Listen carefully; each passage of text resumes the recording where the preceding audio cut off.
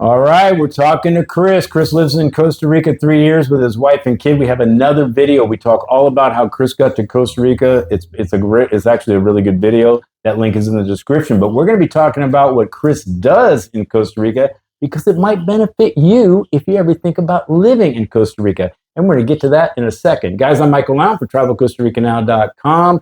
Hey, man, we're up at the relocation retreat. It's a great time already. We're on the second day. So if Costa Rica's on your radar, but you're not quite sure if Costa Rica's right for you or not, this 6-7 day relocation retreat might be for you because we don't care if you move here. We just want to give you solid information so you can make a decision whether it's Costa Rica or, honey, we're going to Belize. Not a problem. All the information is in a link in the description. Guys, YouTube's hard these days. I'd appreciate the subscribe, and if you want to see videos as we put them up, hit the notification bell. Chris, nice to see you again. It feels like yesterday when we talked. Right? Wow. All right, I'm gonna let you take over this. So we did that video, and that's a great. I would encourage people to check out the video of how Chris's story. But this is how he feeds his kid, I guess. I don't know. My wife feeds the kid. She's the breadwinner. All right. Well, let's talk about your firm. All right. Okay. You actually go ahead and let's get people caught up to what you do in Costa Rica yourself. Okay. I run a consulting business called Costa Rica Dream Home Construction Consulting. Okay. Real quick. I'm sorry to interrupt. If you watch this and you're interested in getting a hold of Chris, all that will be in the description. So you can, don't write me. It'll be down here. You can write him directly. I'm sorry, go ahead. And my specialty is implementing North American standards for safety, functionality, quality, and best business practices into your new build or purchase, so your real estate project in Costa Rica. Which do you prefer to do?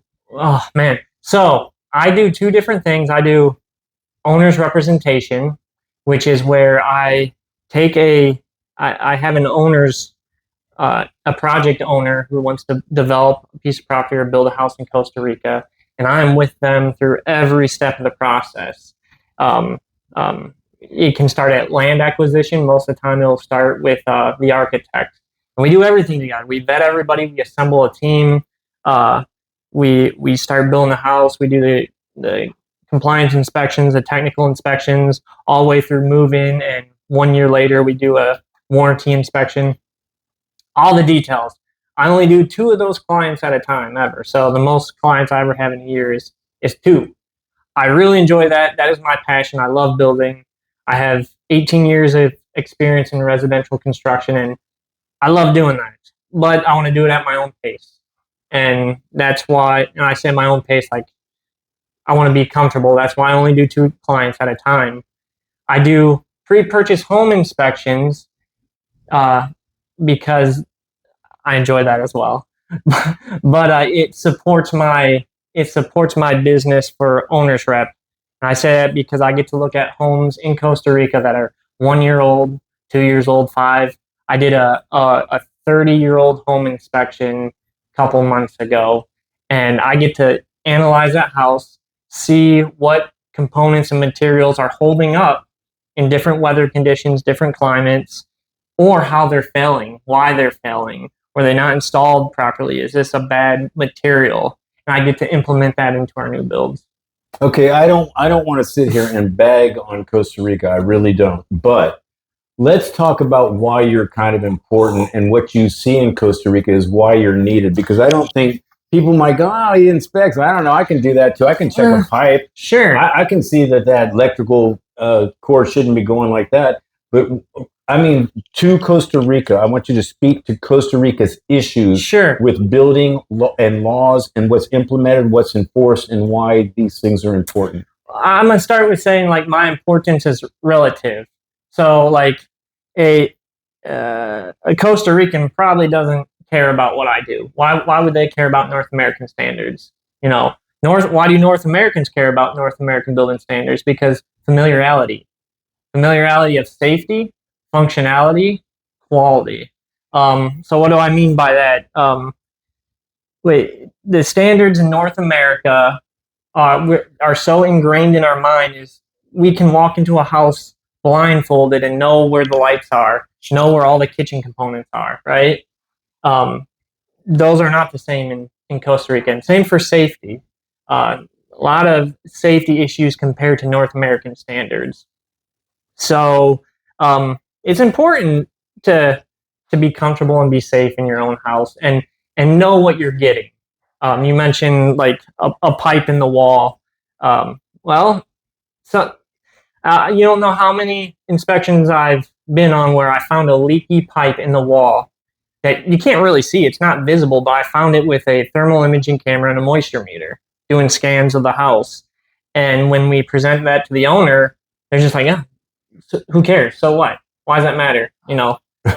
And I hate water damage. Yeah, water damage, mold, eventually someone's going to have to deal with this. So as a buyer, you should know about that stuff. And the more you know about it, the more leverage you have that will help you make an educated purchase offer on the house. We had kind of mentioned it, but we had talked prior about this a little bit, but some of the things that you just don't think of, because if I see this house, honey, this house looks nice. We should think about buying this house. Sure. It looks pretty good, just surfacey. But okay, it's sunken in the ground a little bit. We can talk about that bowl water thing. You got things that you can't see that could be big issues. And we're kind of going, but honey, look, it looks nice. Yeah. What's the problem? So I don't know, just speak to somebody, because I really want to drive home the fact that you're not in your country anymore and it's a little different here. And you do not want to get into something that's going to cause, it's like buying a bad car. Yeah. That you go, wow, it's running great now, but you didn't know it's got this, and this. So a construction component that's getting more and more popular here is composite shingles, asphalt shingles. Oh, that building has them right there. Composite shingles. So it's relatively new in Costa Rica. And because it's relatively new, the installers don't really have as much experience. Some of the materials you need to install those correctly are not available. I have yet to inspect a home with composite shingles that it has been done 100% correctly. Main issue I see is with the venting. When you have composite shingles, you need an OSB roof. And OSB in Costa Rica, oriented strand board, it's like a wood material. Wood material in Costa Rica, in the more humid climates, do not typically mix well together. It can be done if you do it correctly.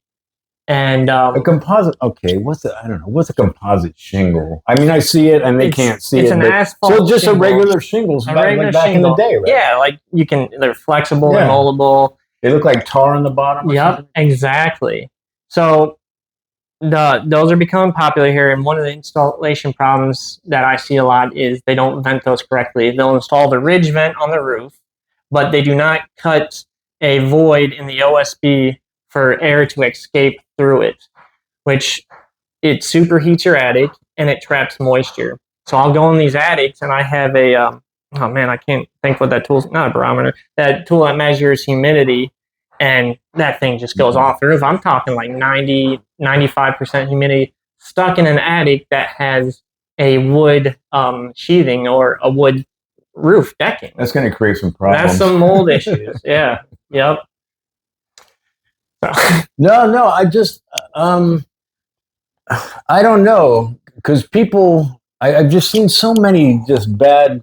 Okay, let's talk about building a house. Okay. I know a lot of people through the years that have built here. Yeah. And I'm serious. I think I said this in a video yesterday. I don't know, maybe one, let's just say one person, but everybody, all the years say the process sucked. Yeah. I hated it.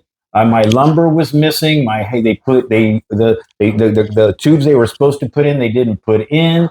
Now, I love my house now. I wouldn't, I love it now, but I wouldn't do it again. Now, they wouldn't do it again because it wasn't done right.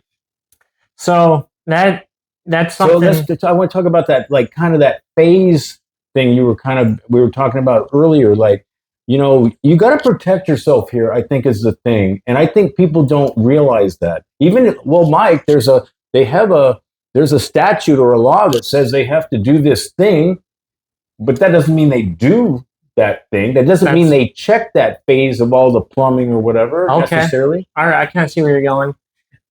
I'm sorry. So I don't know much about the zone. No, you're asking the right questions. If you're going to build a house in Costa Rica, I'm going to give you what I think is the most important tips. You gotta do your due diligence, just like with anything you do, and your due diligence should at least start with your architect. Architect is a person leading the project; they're designing it. And that is the phase where you want to get the most comprehensive plans you can to include all your North American standards and safety and everything spec'd out completely. And then their builder.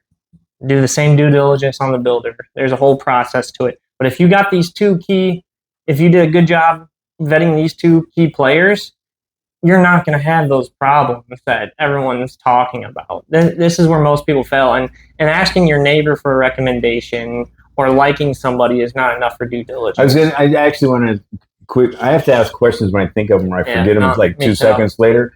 So the architect, what about he's like, I have the builder. Do we trust him to that far? Because they always say they have the people. So there is some reputable design build firms here, but I wouldn't necessarily recommend it. I like sampling here and here, getting the best of both worlds as opposed to getting it all under one roof. And when the architect's a builder and their in-house engineer is responsible for making those bi-weekly or fortnightly, whatever it's called, compliance inspections for Costa Rica building code, their requirement, there's no real incentive to protect the homeowner, if I'm saying that correctly, if that makes sense. It makes sense. They're looking out for themselves. They see something wrong, but it's going to cost money and time to fix it. And it's not that big a deal. The homeowner won't notice it for another 5-10 years. So let's just pass on that. Or perhaps like sometimes these guys just show up, sign the logbook and get out. So I think the more different, if you can bring in the architect and the builder from different houses, from different companies, that helps kind of keep them both in check. Do we still need you? I didn't mean that like that. I'm just saying so because I don't know. I think you need more than one checks and balance. I don't think it's enough for one here. I've seen it too many times to kind of go.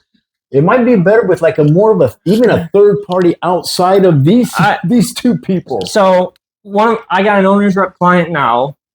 We're working with one of, if not the number one architectural firm in Costa Rica, Circle Architects. These guys are amazing. They've really made my job easy, but they haven't put me out of a job. There's ideas that, I talk to my project owners on a daily basis, and they did a great job implementing the project owners' dreams and stuff, but I also bring in that North American experience in here. Like, hey, here's some technology that is fairly new in the States, and talk to the project owner, and we can implement this here, or North American cultural things that maybe they're not super aware of or as aware of as me or my project owner. I help implement those things. Now that's just the architect, the design phase. Our builder, who we're going through the process right now, finishing up the vetting process, but he is going to be the guy we're probably working with is one of the top builders in the Southern Zone. And he's just great. He's doing a great job, but I know an extra set of eyes is crucial on these projects. Even when I was building in the United States, I would personally hire a third-party inspector to go over my jobs at different phases, just in case I miss something. You can't catch it all. No one can catch it all. But it's a good extra layer of protection. Is the building getting better here? I don't know. Are there companies coming in that are better than others? Is it kind of stepping up? Because I do see more modern houses here now. Yeah. It seems like they've lost the rustic part of here. You see these, I don't know, you called them something tropical. Oh, tropical modern homes. I think there's some really cool, unique architectural design here in Costa Rica. I love the the their influence, and that's something too. When I'm on a project, I don't want to take away from the cultural influence of Costa Rica. No, I want to do a work synergetically. Yeah, That's the word. with the architects and builders to implement North American standards, not take away from their design. Like you're in Costa Rica, you want that influence. But yes, there are some really nice houses here. Are they getting better? I mean, technology is getting better. Products that weren't available here 5 years ago are available here now, better products. But it all really comes down to your builder and architect, how they're implementing these projects, who's overseeing and making sure they're following manufacturer specifications and instructions. So the potential is getting better, and there are some really nice, really excellent homes here. So, and you can do it too. You can get a nice, excellent, beautiful home that's going to be not maintenance free, but kind of worry free for a while. You just have to do your homework. You know, I'm going to ask the questions that people want to ask but don't, because it sounds terrible. So, but I'll ask them. Okay. So are Ticos, which means the locals here, getting better at building, or is it better that you just kind of go with maybe, I don't want to say a gringo. I'm not saying we're better. I'm just saying that they have their ways of doing things, and all you have to do is check whether it's even a newer house or an older house. You can see certain patterns of the way they build things, and since most people from whether it's Canada, North America, North America in general, come down here and they're like you. Are they catching up? Are they getting good, or should you kind of go? Well, you might want to lean, Well, you know what I mean? Yeah, I do. So, I would approach it from, again, synergetic. I mean, I'm butchering that word. It doesn't matter. We know what you're talking about. Yeah, I would do a hybrid. Like, I would hire a Tico architect and a Tico builder. Like, no one knows this country better than they do. Perhaps maybe you get a gringo or some other foreigner that's been here 30 years and they're really experienced. That's great. They could probably do just as good a job. But these locals know the labor force. They have a good idea of what materials are available. They know business culture is different. They know how to navigate that business culture. But you can also bring in a project manager who's familiar with the same standards that you want to implement into your build, and to work with them and help implement those, and everybody work together. So it's kind of the best of both worlds. Are they getting better in different areas? Some of the more higher end builders have specialized laborers for the electrical and the plumber, but it still doesn't compare to the trade force we have in North America, where there's apprenticeships and there's certifications and there's different levels of licenses and checks and balances. But there's people out here that want to do it right and build a good product. So, I mean, it's not like you don't see great. I mean, obviously, some of these hotels don't build themselves. Some of these high-end hotels and these high-end, we got as many high-end rich houses as you do anywhere else. Somebody's building them, and well, that's another thing too. It's not hard to make a structure look pretty. Okay, it's like Steve Jobs. Like I like him because he always wanted the inside of his products to be just as beautiful as the outside. And that's kind of how I am too. Like I'm a little bit picky or obsessive compulsive about how things are done. In the other video, you called it nerdy. Yeah, nerdy, yeah. I'm super nerdy. But man, what was the question? Who knows? Let's just move on. No, I was talking about the high-end houses and hotels. I mean, it's not hard to make something look pretty, and then after you move in, your warranty for the finishes is usually about like 1 year, and then you got like a 5-year structural warranty that's imposed by the government. And you want a house that's not going to give you any problems for at least 10 years that requires any major structural repair or major maintenance. But it's not hard to design a house that's going to pass those minimum standards for 5 years. Okay. So, I see. Yeah. Oh, again, this is a random question. So I had some friends. They bought a Tico house, but they totally took off the roof. They did all these kind of things. It's kind of renovating, but I don't know. So went to go see it. a window totally not where they wanted it, Sure. and something in the kitchen totally not the way they wanted it. Compliance inspections. Now, they saw it pretty quick. So what happens in that instance? I mean, can they go rip that shit out, fix it right, and or do you kind of go, I don't need passive aggressive people, you know what I mean? So what's your recourse in that? Who's responsible? Because they had an architect. You know, they weren't doing it themselves. They had people. Who's responsible for the screw up? The beauty of construction is anything can be fixed. It's a matter of time and money, and then who's paying for it, right? So if you have a comprehensive agreement contract that is very well spelled out, everything's specified. Contracts are hard to enforce in Costa Rica, right? Yes. But if you're working with a good builder who wants to maintain his reputation and he wants to do what's right for you, you spell everything out in that contract, so there is nothing open to interpretation. He knows exactly, there's a line in that contract that says, like, the plans are the contract. Everything has to be built per the plan.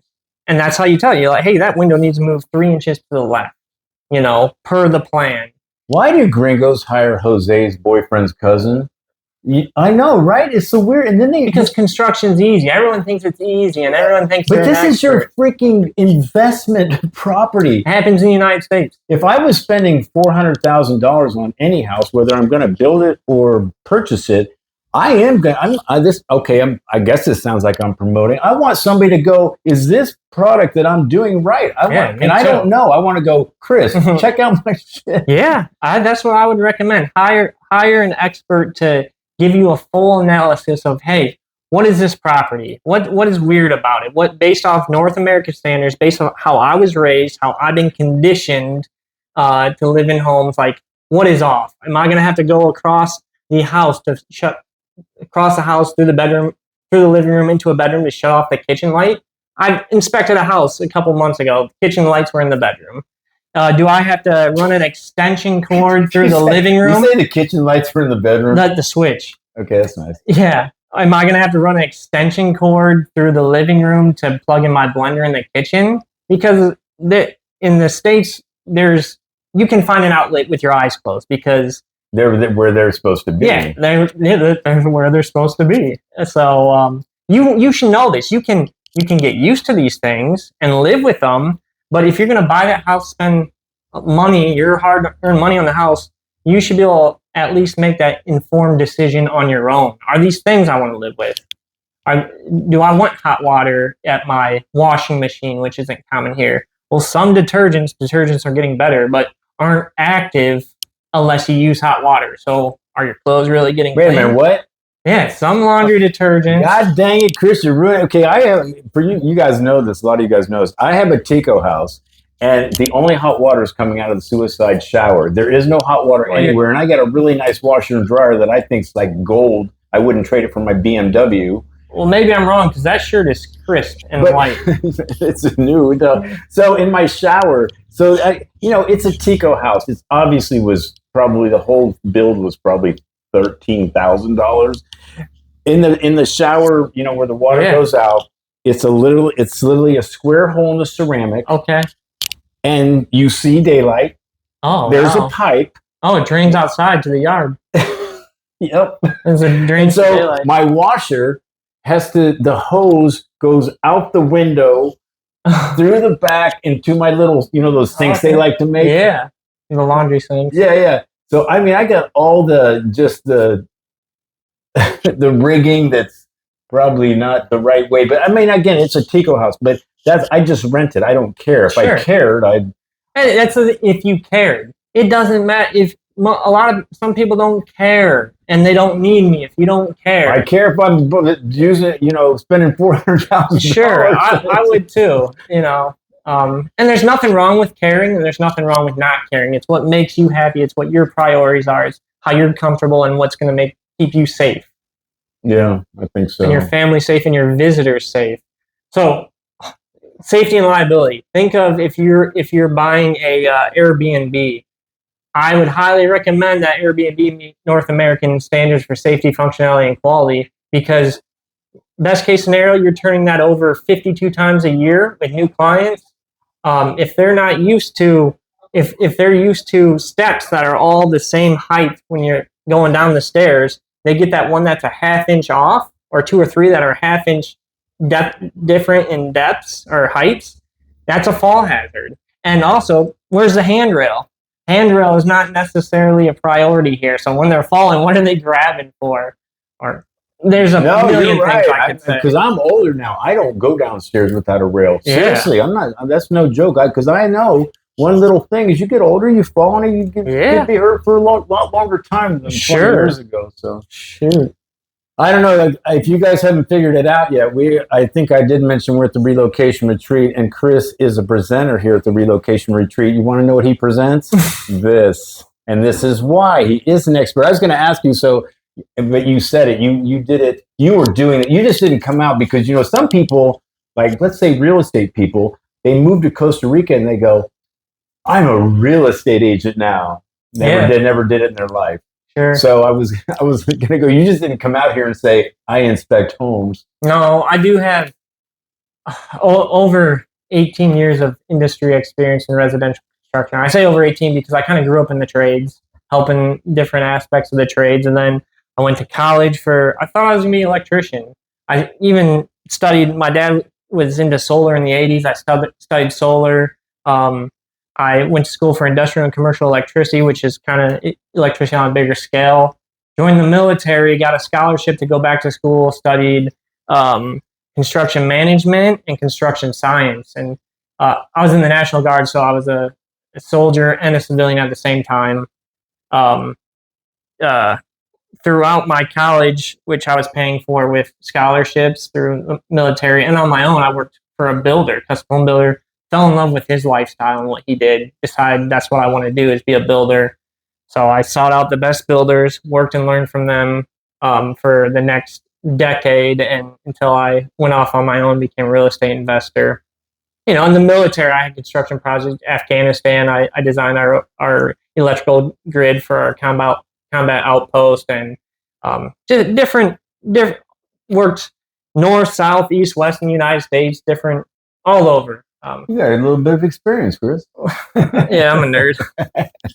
So it doesn't have to be anything in particular. It's just a random question. Sure. What are maybe a few of the mistakes that people that move out here do when they either want to build a house or buy a house? What's kind of the biggest mistakes? I'd say don't work with a third-party inspector for either phase inspections if they're building, or pass on the inspection when they're buying. Just because they fall in love with it, their realtor seems like their best friend. Sometimes their attorney is saying, "Oh, you don't need this. Like, this is a friend of mine who built this house. It's great." So just do your due diligence. I would say thinking that just because you did, let's say real estate, just because you did some real estate or something in the States, things are different down here. Things you don't know about a region or something. Yeah. Like it could be very... Or the process. There's no backlash. If you're have dirty practices, there's nothing stopping you from doing it again or punishing you for being a dirty business person. And vetting people. You got to vet people. Vet your inspector. Why not? It's, you're spending $600, $1,000 on inspection. Vet him. Make sure they're actually worth their time and your time and money. Vet your realtor.